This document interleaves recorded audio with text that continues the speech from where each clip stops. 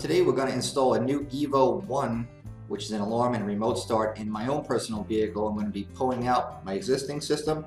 I'm going to show you how you can choose the version of the Evo you can use for your own car. This is the way that I'm going to do it. I'm going to show you how to do the research, how to find out what parts work for your car, which ones don't, and also what options you could set, what parts you can buy to expand on your system to make it what you want it to be. So for my system, I'm going to use an Evo-One, a T-harness, a drone telematics kit, so I use my smartphone as my remote. I'm going to use a geofencing option in my subscription, as well as I'm going to get an extended two-way RF remote kit, as well as an alarm add-on. So I'm going to have a pretty substantial system. I'm going to use all those features. I'm going to show you exactly how I found out which ones are available to me, so you can do the same thing yourself. So first thing we're going to do is we're going to go to this website, which is ifar.ca, ifar.ca. This is a Canadian website, which is Fortin. Now, for my vehicle, I'm going to choose it, which is an 07 Chrysler 300 model.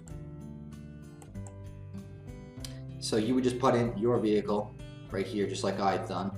Now, when you do that, you're going to get the solutions and what is going to work for your vehicle. So some people might just want to strip down remote start only with a T-harness or something like that, but that's not what I'm covering. I'm covering the advanced system, which is the Evo-One, which takes the evo-all one step further. An Evo-One has a lot more functionality, expansion, options, and built-in alarm system. I want a security system in my vehicle, since I am going to have a system in there currently, which I'm going to remove and replace with this new Evo-One.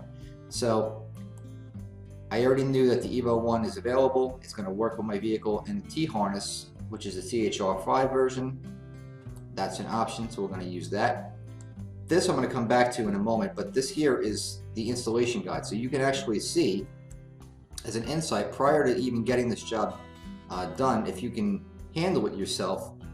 Fortin is good enough for giving you the information beforehand without even purchasing anything. You don't need any special code or anything like that. You just log in just like I did for any vehicle, and it'll tell you right here the years, the functionality, parts that are required,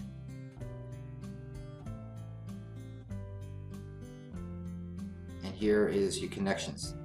Fantastic diagrams, as you can see, T-harness, which I'm going to make use of, and over here which wires optionally you're going to need to connect. When you do that, it tells you very clearly where those connections are made, the colors, the locations, and also there's a card enclosed in an Evo-One. So if you bought an Evo-One from us, there's a card in there which gives you wire color access for one day. You can put in your year, make, and model of vehicle for one time only, and it gives you photographs, colors, locations, notes. It's really terrific. So it's a really good tool, and it's free, and it's included. And it tells you, like I said, the wiring, what's needed, what the options are, how to expand on it, how to program it, set it up, and start using it.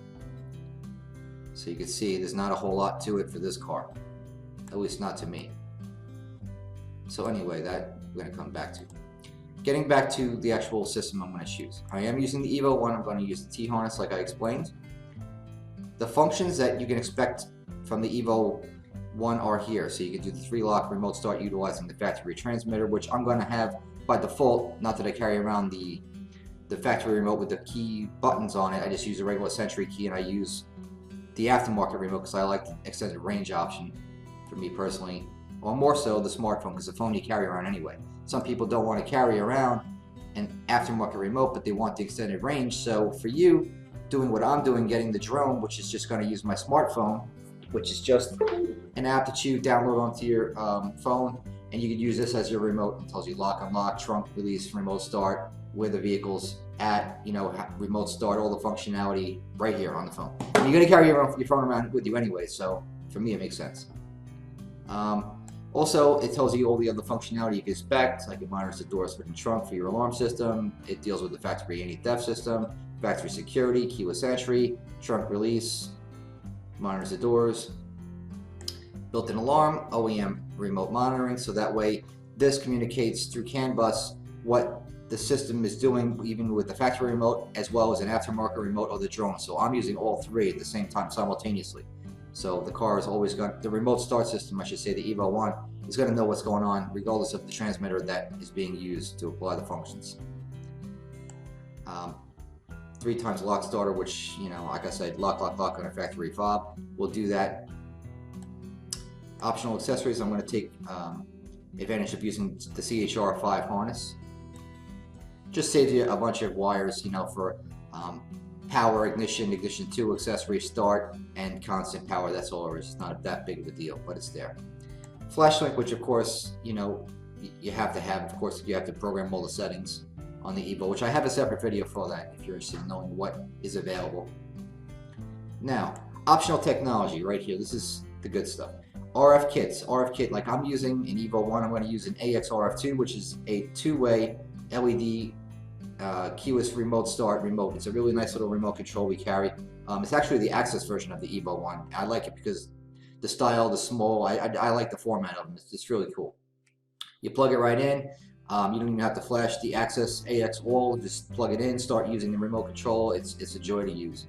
Also, I'm going to be using a telematics system, which is the CompuStar Drone DR3100 is the one I'm choosing to use with my system, as well as the ft-alarmit-kit, which is made by iDataLink, and it gives you a sensor module which does voltage sensing, impact, and tilt all in one. Plus, it extends the valley switch into a little box on the dash you can use down there, and it has in a hyper LED, so that way it tells you the status through diagnostics and the alarm status on the LED as well. So that way at night I have a visual deterrent for my alarm system, which is something I gotta have.